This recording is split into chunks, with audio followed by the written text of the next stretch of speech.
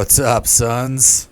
We got Zach here from the Sometimes Shopper podcast with another episode of How I, because I don't give a fuck how you do it, and I sure ain't gonna be told how to do it.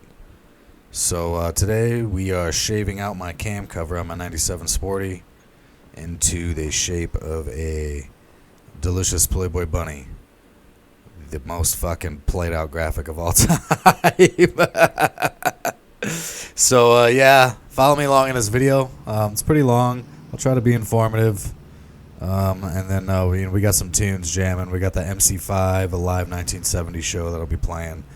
And then also later on in the video, we'll be listening to the famous Detroit Drew and Mike show, the best radio show of all time. I'll jump in here and there with some tidbits and some fucking chitter-chatter on what I was doing. But pretty much the video just explains itself. So, cheers. Thanks for watching. Well, first thing you need to memorize is the order that these things are torqued down in. And that'll be the same order that you take them off and put them back on. Just basically a simple X pattern. And then it swoops around clockwise from left to right. So, yeah, knock all these free.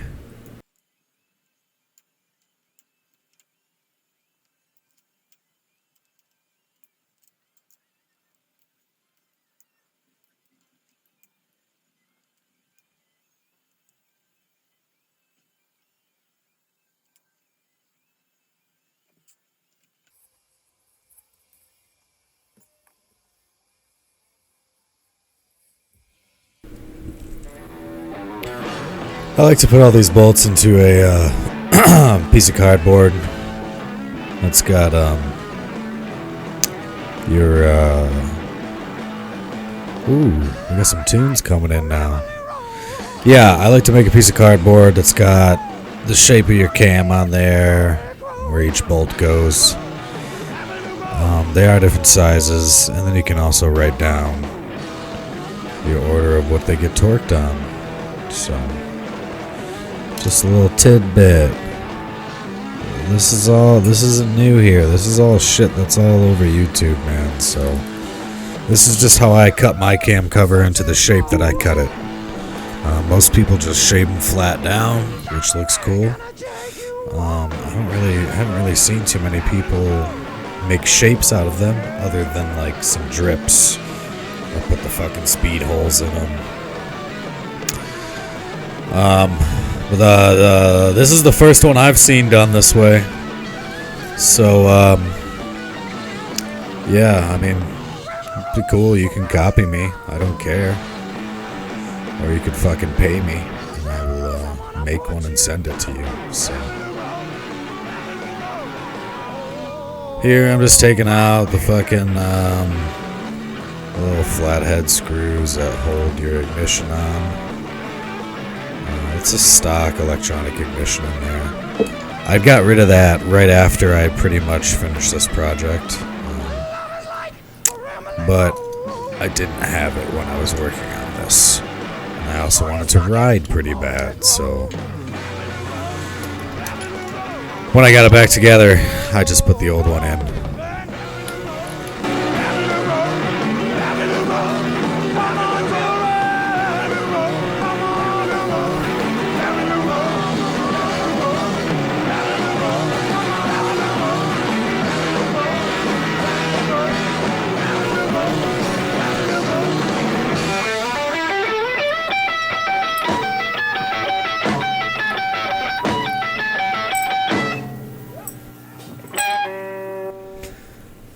For the ignition I got an Ultima electronic ignition. A lot of people don't run that brass fucking coupling in there. For some reason, my bike would not fire up without it. A little timing thing. I don't know why. I couldn't tell you. I'm not a fucking master here. But on my 97... switched out to that new electronic ignition, I did need that fucking stupid brass timing cup, so that's why you'll see me put it back in there later.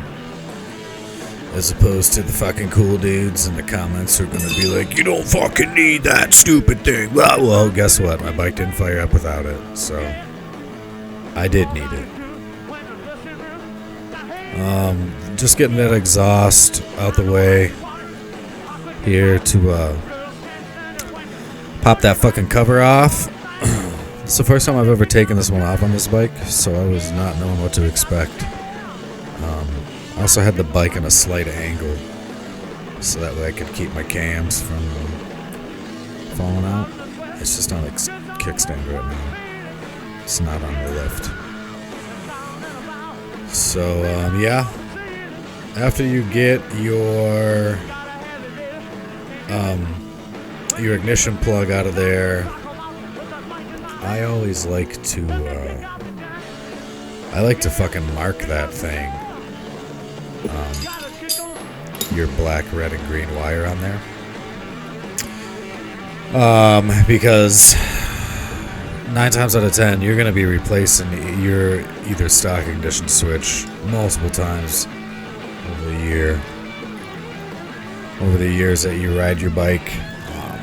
Especially if you're running stock ones, because they're just pieces of shit. They're $30 and they fucking break. So hardwiring that every single time is just annoying. If you don't fucking ride your chopper and you just take it to shows and shit, and you bring your girl out on it a couple times a year, you probably don't have to fucking deal with that. And you can hardwire it and it'll stay there forever, because you're only gonna ride your bike 10 fucking times before you're 80. I ride the shit out of this bike all day, every day. So I need to get access in and out of simple replacement parts. Hence why I kept that stock plug for my new ignition setup, as well as I put this old one back on. The reason why I mark it is because that triangle plug, it has like a slotted clip on it. And it just makes marrying up to the other one a lot easier. Keeping all those wires in their original place. So pull your oil line off there. And then get yourself some fucking vice grips to unscrew that elbow. See that elbow right there? On the right side, you're going to want to get vice grips and fucking twist that fucker out of there. So you don't actually shave it off when you're trimming the cover. That's what I'm doing right here. I'm pulling out this little orange clip out of the center of that fucking plug, and that's what releases the wires after you take a little needle and pull the tab in on the inside of each one there, and you can fucking simply just pull each wire out. I probably should have talked about labeling this during this part, not 5 minutes ago, so this is what I'm referring to. I'm marking those R, G, and B for red, green, and black. Doing alright, yeah. Yo, I fucking love the MC5, by the way, man. This is like one of the greatest bands ever. This band invented punk rock, and they didn't even know it. Your favorite punk rocker's favorite band is MC5. Every single one of them. And I'll take that to the grave. But yeah, that's me. I'm just using the bottom of my file to pull those tabs in. One by one. Pluck each wire out. Bloop. See? Well,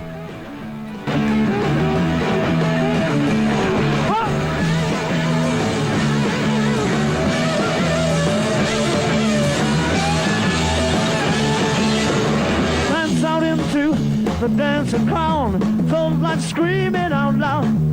I saw you standing there, I saw you long, hey. I was just sticking my fingers in the cam there and pulling out looking for any shavings. I don't remember finding anything though. So that line, that's the only important part of that part. That's where your gasket goes everything else is bupkis. So you can fucking shave that into whatever shape you want, dude. Shave it into a bicep shaped flyer to a party to hang out with other men. Shape it into I don't know, dude, a pair of boobies. That would be cool.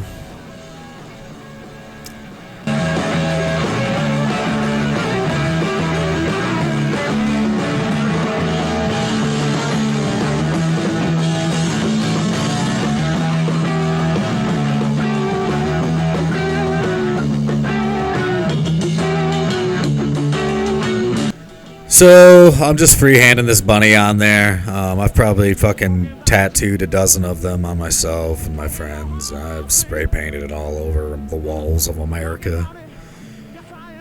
And, so I just drew it on there, dude. It's a couple fucking swoops and a couple of dupes.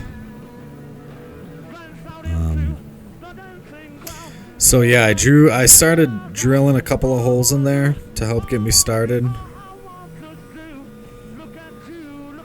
And,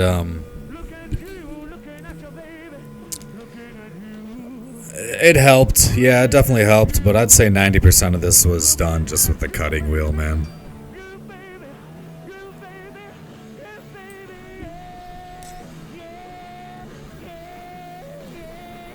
But, I mean, dude, I don't know. This is about as straightforward as it gets, dude. Metal is there, you fucking cut it, and then it's not there. Just, finesse and slow and steady wins the race. That's pretty much all I got for this, man. I'm going to sit back and listen to Drew and Mike now for the last 10 minutes of this video. And I appreciate you guys, man. Cheers.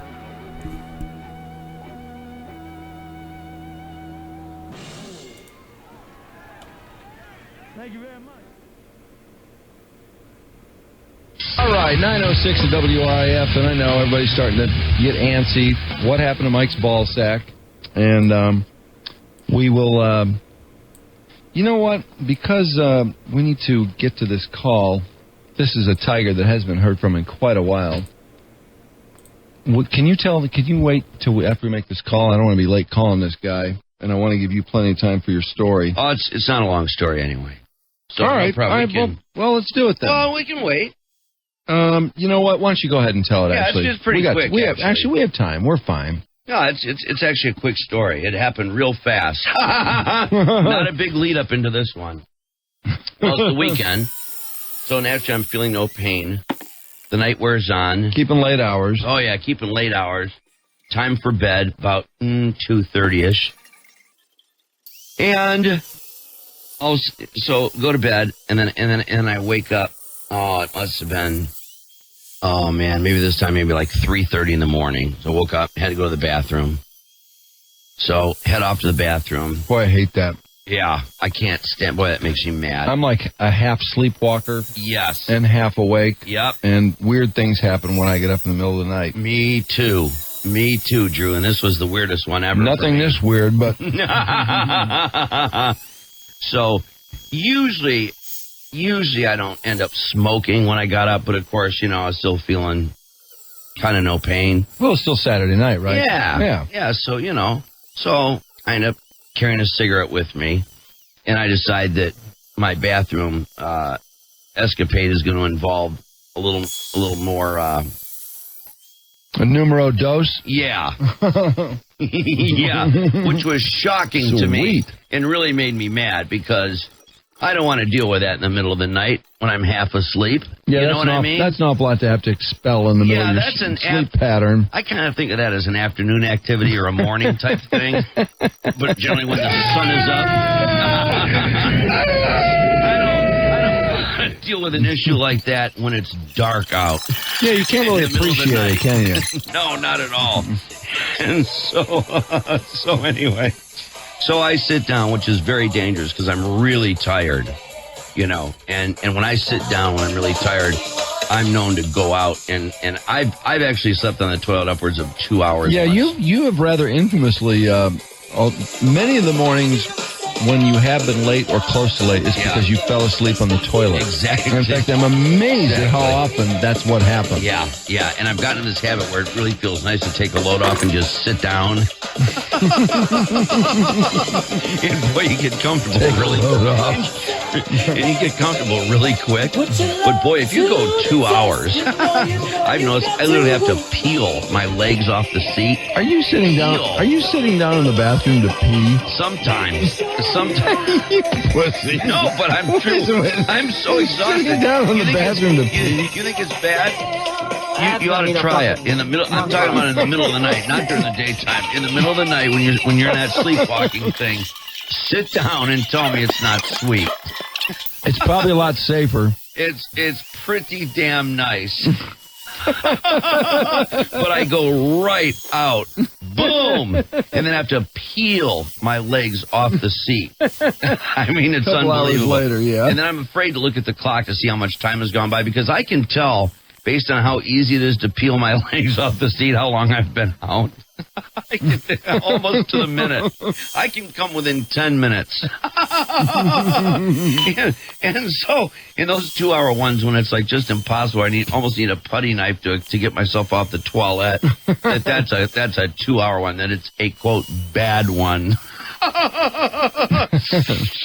I'll hear Trish in the other room going, Michael! Like, jeez,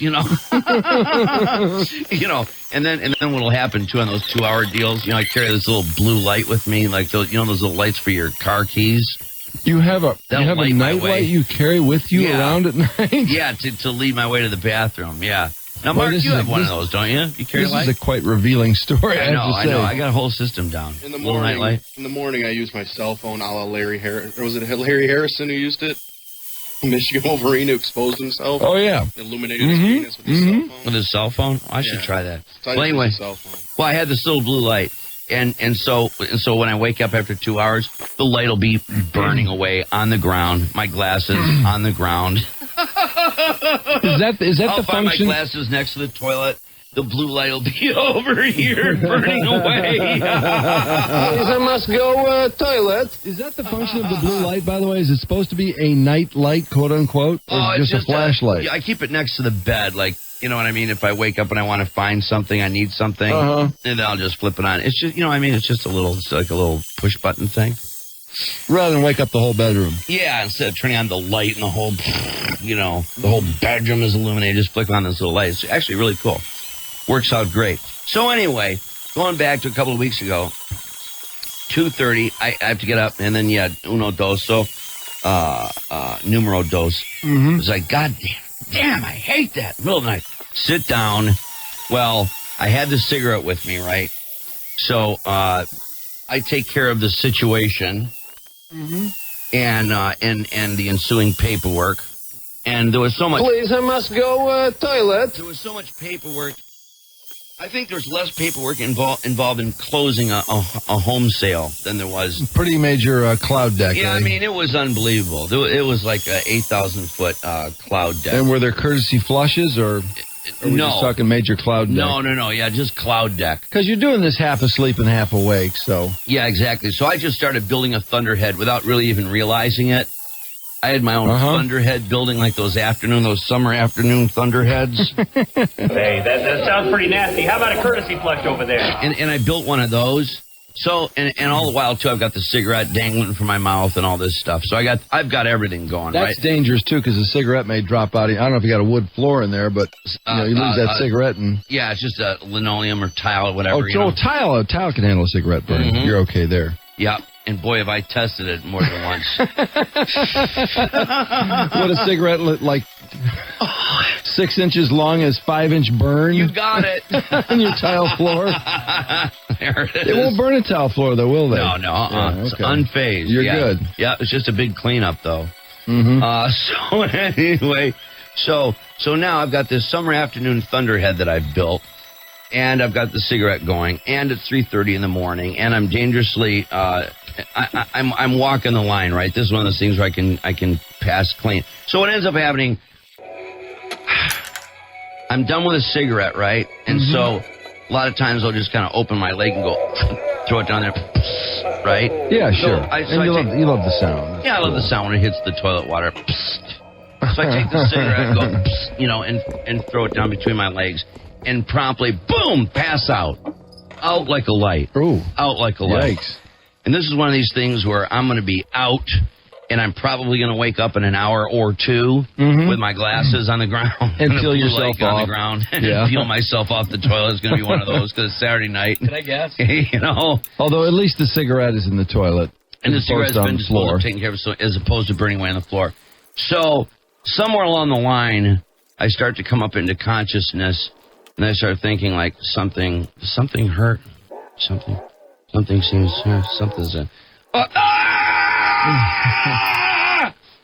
and I started the toilet paper on fire, with which your started cigarette. my balls on fire.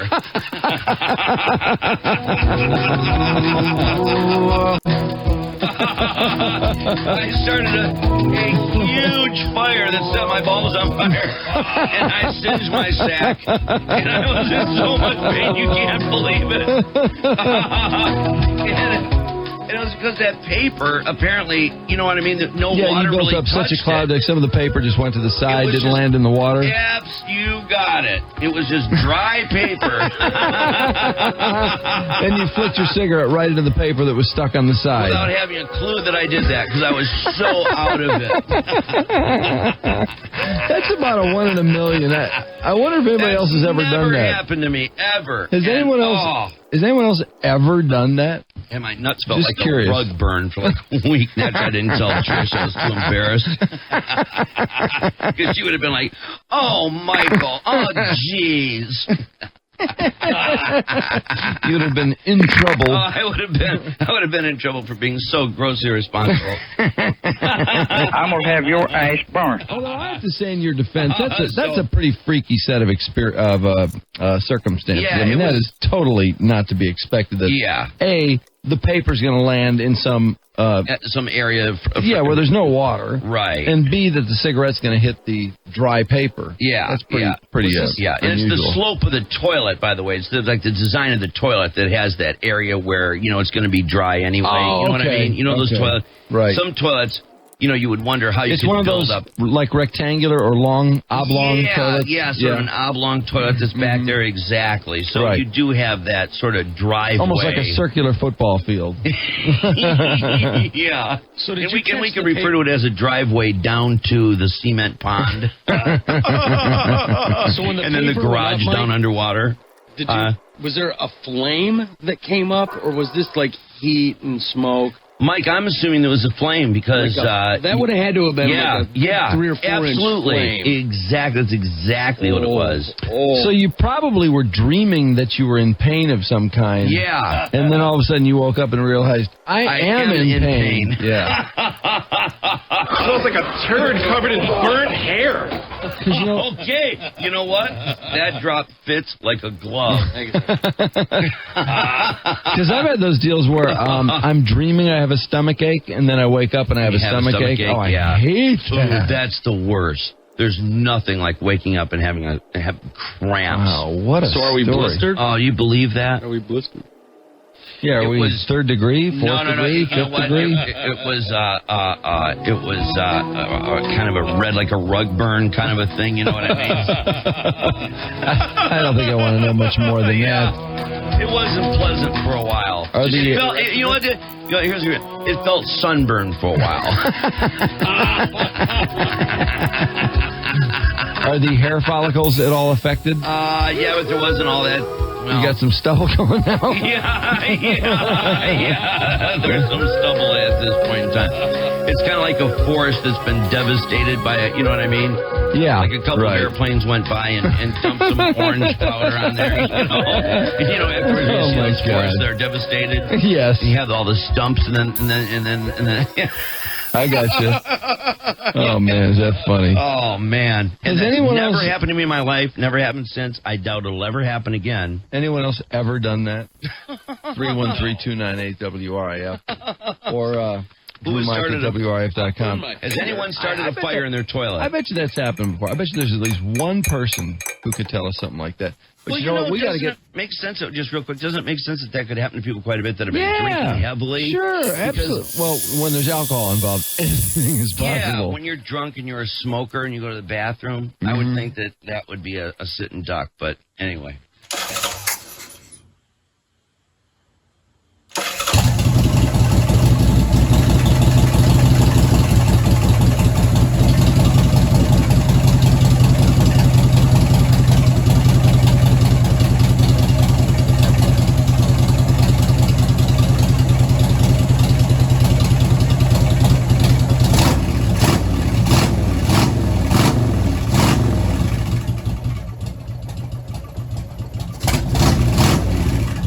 Alright, you fucking boners.